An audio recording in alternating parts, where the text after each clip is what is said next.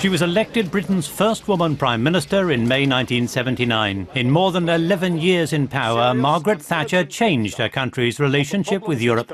A month after she was elected, the first direct elections to the European Parliament took place. The only MEP to have been a member ever since was optimistic. I understood it, although she was very conservative. It was something which was new, and it was a signal for all of Europe that ladies can become a Prime Minister or Chancellor, as we have now in the Federal Republic of Germany with Angela Merkel. Mrs. Thatcher was the first head of a government holding the Council Presidency to report to MEPs on a summit. She cited the problems of the common agricultural policy, but her message was positive. Speaking for myself, I believe that the community can and will rise to the occasion. For however diverse our national histories, we all know that our future lies in working together.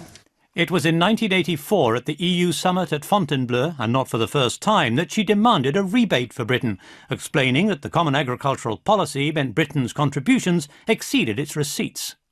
We are not asking for a penny piece of community money for Britain. What we are asking is for a very large amount of our own money back.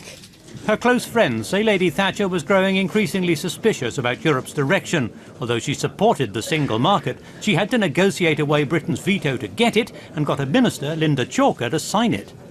She saw the Single European Act as an opportunity to break down boundaries in Europe so that people could trade more easily and a lot of the needless obstructions could be removed. That was her ambition. And I don't think until later she realised what the political implications of all this might be. When she next addressed the European Parliament in December 1986, her speech was interrupted by Northern Ireland member Ian Paisley, angry at the Anglo-Irish Agreement. It was not his protest that stopped her, but the vain attempts of a small usher to snatch a poster from his hand, something she couldn't see, but which reduced the Hemicycle to hysterics. She could cope perfectly well with somebody shouting at her, standing in front of her. She could not cope with the idea that people behind her were laughing at her, or they were laughing at Ian Paisley, but she thought they were laughing at her, and that's when her speech was stopped. Mrs. Thatcher's attitude to Europe was made clear in her speech to the College of Europe in Bruges in September 1988.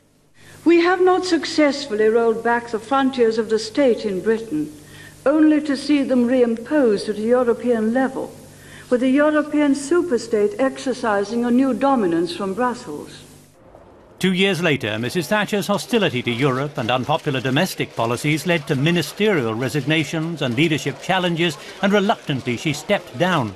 But an award-winning film of her life shows her continuing influence on her party and the UK media.